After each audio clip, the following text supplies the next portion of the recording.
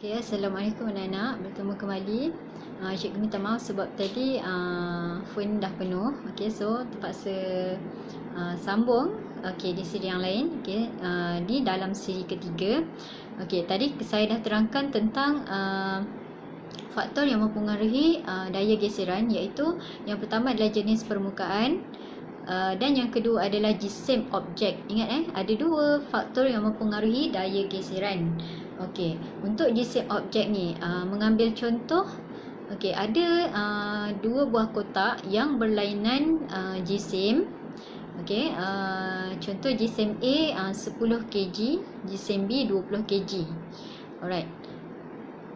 Kotak B 20 kg. Tetapi jenis permukaan adalah menjadi pembeli ubah dimalarkan, iaitu pembeli ubah yang sama yang malar. Kita tak ambil dua jenis permukaan. Okey. Secara logik kotak yang lebih berat, okey, iaitu kotak B lebih mudah lebih sukar untuk digerakkan, kerana jika jisim objek lebih, maka jenis permukaan dia lebih kasar sebab permukaan dia lebih banyak geseran. Okey. Faham setakat tu?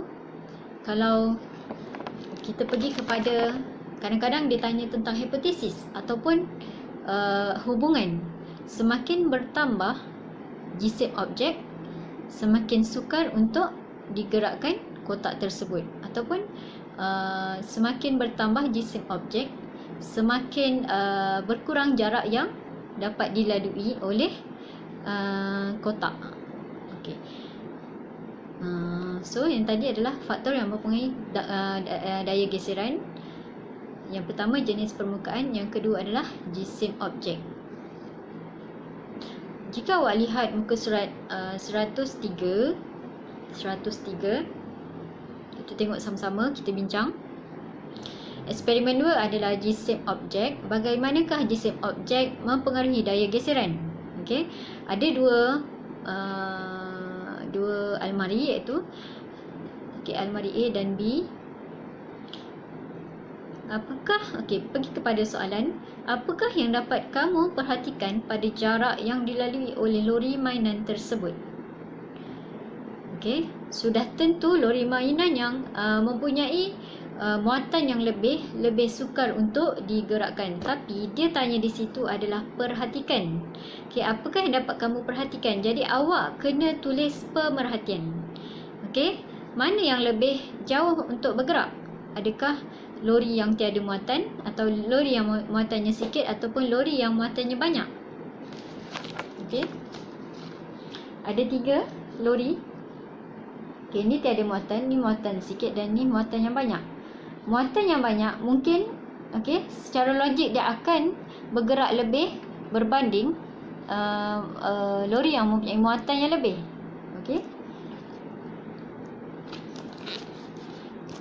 So, apa yang dapat perhatikan kita perlu tulis di situ. Bukan kita kata lori yang muatannya banyak adalah mempunyai lebih daya geseran. Okey, salah jawab macam tu. Kita kena tulis kepada parameter apa yang telah ditunjukkan. Contoh jarak, okey, jarak laluan. Okey.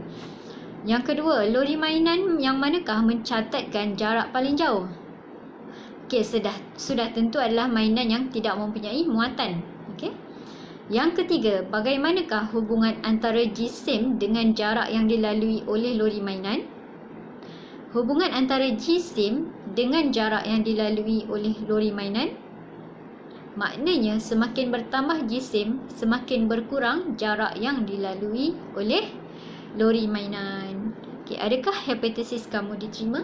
Okey, selepas kita menjalankan penyiasatan, barulah kita tahu adakah hipotesis ini boleh diterima ataupun tidak. Okey. Seterusnya kita pergi kepada kesan daya geseran. Okey, pada muka surat 104. Okey, terdapat kebaikan dan juga keburukan. Okey, antaranya yang pertama, kebaikan daya geseran adalah membolehkan kita memegang sesuatu permukaan dan memegang objek dengan cengkaman yang lebih baik. Maknanya kita pegang apa-apa objek pun objek tu tidak terlepas. Okey, sebagai contoh ini. Sebagai contoh lain adalah cawan. Sebab apa? Sebab apa kita pegang cawan tak jatuh? Sebab pada permukaan tangan kita ni adanya daya geseran. Okey, seterusnya daya geseran di antara tapak kasut dengan permukaan lantai. Okey. Ini pentingnya tapak kasut ada bunga.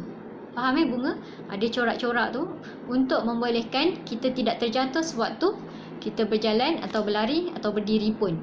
Okey. Yang ketiga, daya geseran membolehkan objek kekal pegun. Okey, saya terlupa untuk menerangkan maksud pegun. Pegun ni adalah objek yang statik, dia tidak bergerak. Objek yang statik tidak bergerak. Okey.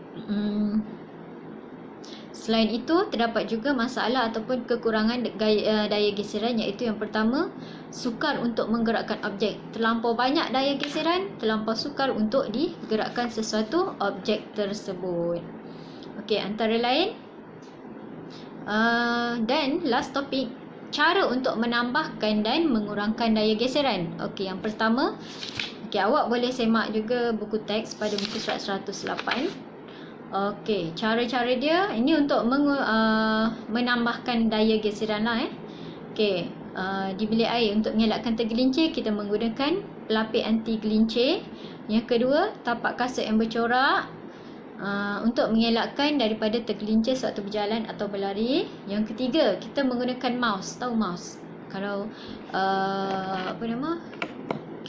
sekarang kita guna cursor yang touch tu kan.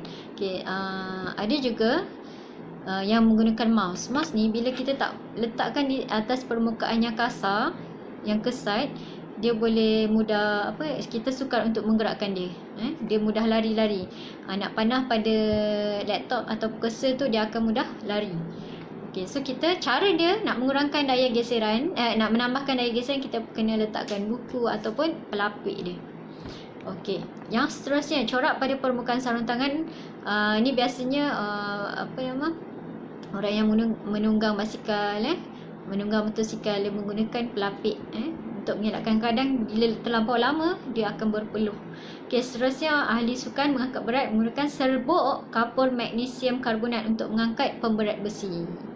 Okey, itu cara-cara untuk menambah daya geseran. Cara untuk mengurangkan daya geseran pula, yang pertama adalah, kalau kita nak gerakkan kotak yang berat ataupun almari yang berat, kita menggunakan penggolek. Dia bentuk silinder untuk mengurangkan daya geseran. Dan bila kita gunakan penggolek tu, dia akan kurang daya geseran dan kita mudah untuk menggerakkan. Seterusnya, menggunakan minyak pelincir dalam kenderaan bermotor untuk mengurangkan daya geseran yang berlebihan di dalam bahagian enjin kereta. Bila kurang minyak pelincir, maka bahagian enjin tu akan mudah rosak. Seterusnya, kalau orang yang main carom, dia akan menggunakan bukan tepung, seharusnya menggunakan asid borik, dapat memudahkan pergerakan buah carom. Permukaan tu, kalau kita nak jentik dan menjadikan jentikan tu lagi laju, pergerakan buah carom tu lagi laju, kita menggunakan asid borik. Seterusnya, bawah laci kita nak elakkan daripada cepat rosak, sebab dia terlalu bergeser, kita menggunakan lilin. Sapu lilin pada permukaan bawah laci tu. Seterusnya, saya akan berikan tugasan di bawah ni nanti. Jika ada soalan, awak boleh ajukan. Dan ini sahaja setakat ni. Habislah tajuk daya untuk hari ini.